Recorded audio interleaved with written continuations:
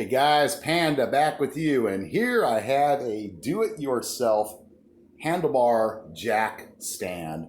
I just made this afternoon. I'm sitting there fussing around, turn my bike upside down, checking things out, and I'm just like, my God. So this right here will solve the issue. I'm not going to pay $45 on eBay for actual handlebar jacks for e-bikes. So I made this one out of spare wood I've laying around. Got some cedar wood here, leftover cedar wood that was used on the flash into my house. Cut this out, 24 inches long. It's a little bit wider than the 2x6 here. These are treated 2x6 sections. I cut these out. These are 4.5 inches tall like this, and of course, 6 on both sides. Had some packing, some of that packing styrofoam left over, and just put a couple of layers there, a staple gun, and good to go. I mean, this thing, it's stable. It's not going to break. It's got maybe a pinch of movement. Actually, not even that. I've got like 4 good nails. I could add screws, and if I really want to get anal about it, I could get a 90-degree corner bracket to put in each one of those. I have 2 small ones, but 24 inches wide, it'll work just fine. Let's kind of get the idea here, because standard handlebars, these are what, like 25 inches wide. So let's see what we got going here.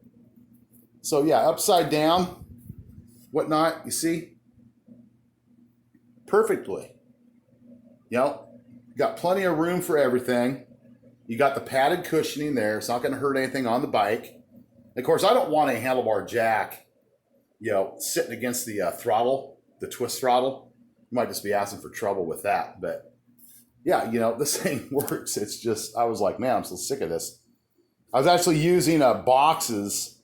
You might have seen on one of the videos, I was using packing boxes from the post office. It's like, what the heck? Yeah, but yeah, this thing works just fine. Plenty of clearance, it's stable enough to hold the bike, definitely. So yeah, that's a easy little do-it-yourself project for your e-bikes, guys. That way you can safely turn your e-bike upside down without having to worry about something crumbling or breaking. You've got some good support there. So yeah. Anyways, hope you guys keep them safe out there, and I'm still waiting on my suspension seat post. Once I get that, I get a little bit more active on the rides. I mean, yeah, you really do feel the bumps on these bikes. Front end, yeah. I tell you what, it's a God save to have the suspension on the front end. The previous version, the regular Lectric XP, man, that must have been, I just can't imagine it. I mean, for me, it would have been a real big issue. That actually makes a big difference. But yeah, suspension seat post, you got any type of back or hip problem, I highly suggest a suspension seat post. You can find them online. Don't pay some huge exorbitant price for them unless you really have the extra money to spend and you don't care. But yep. Anyways, guys, enough of my rambling on. Hope you're keeping safe out there, and I'll see you on the next video. Peace, guys.